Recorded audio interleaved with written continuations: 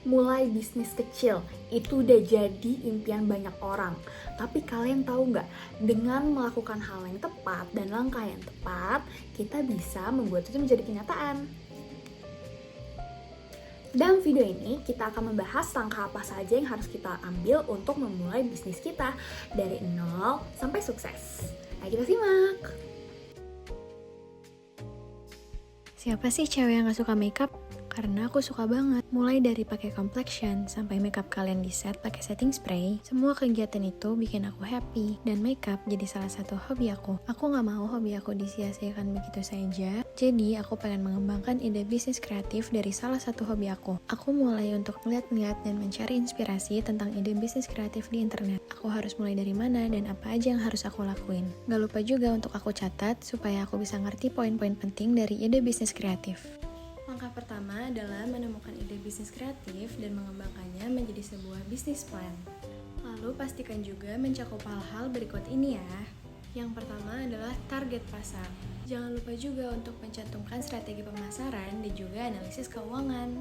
Kayak aku di sini sedang mengembangkan ide dalam bisnis di bidang fashion dan juga kecantikan. Jadi, mengembangkan ide bisnis kreatif di bidang fashion dan juga kecantikan dapat dilakukan dengan pendekatan yang inovatif, lalu sesuai dengan tren terkini dan juga memenuhi kebutuhan pasar. Nah, dalam mengembangkan ide bisnis kreatif di bidang fashion dan juga kecantikan, sangat penting untuk kalian untuk mengikuti tren pasar saat ini. Lalu juga memenuhi kebutuhan konsumen dan juga memiliki nilai yang unik. Inovasi dalam produk, desain, dan juga pelayanan yang kalian berikan dapat membuat bisnis kalian menonjol di pasar yang sangat kompetitif. Setelah ide didapatkan, yang harus kita lakukan selanjutnya adalah riset pasar. Cari tahu siapa target pelanggan kamu, apa yang mereka butuhkan, dan siapa kompetitormu.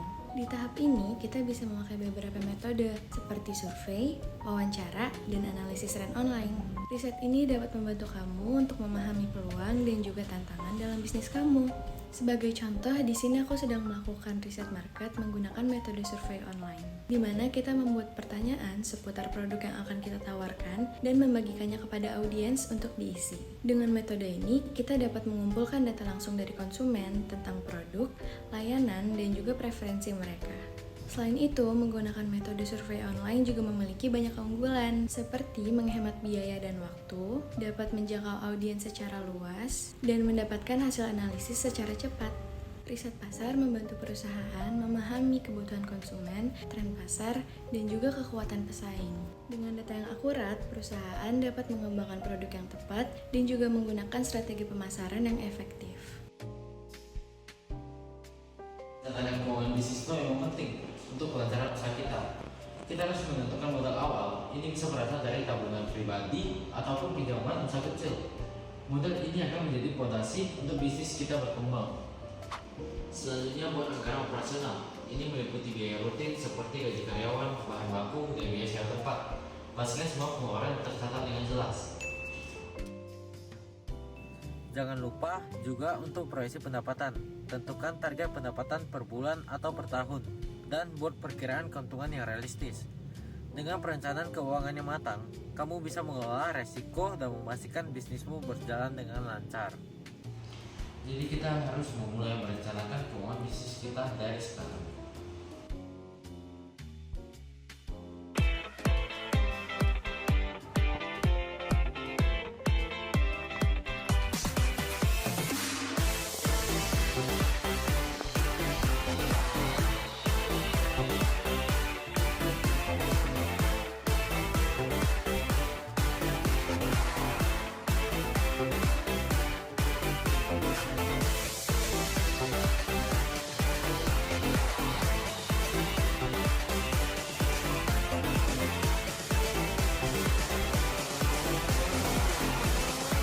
Oke, yang kalian udah lihat di video tadi, langkah berikutnya adalah memulai produksi atau penyajian jasa yang fokus utamanya tuh pada kualitas, efisiensi, dan juga inovasi.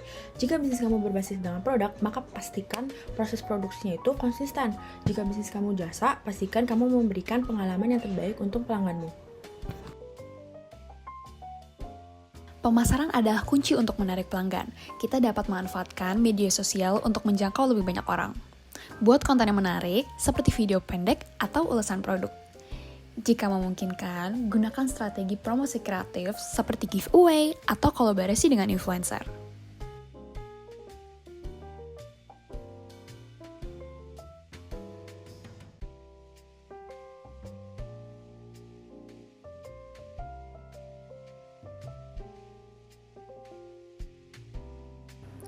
Terakhir, selalu lakukan evaluasi dan refleksi. Tinjau apa yang sudah berhasil dan apa yang perlu diperbaiki.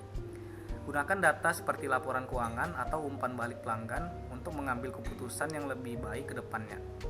Ingat, bisnis yang sukses adalah bisnis yang terus belajar dan berkembang. Gimana ya teman-teman? Udah nonton video dari kita kan? Mulai bisnis kecil maupun dengan tantangan. Tapi dengan langkah yang tepat, kamu bisa menciptakan sesuatu yang luar biasa. Sekian dari kami, sampai jumpa!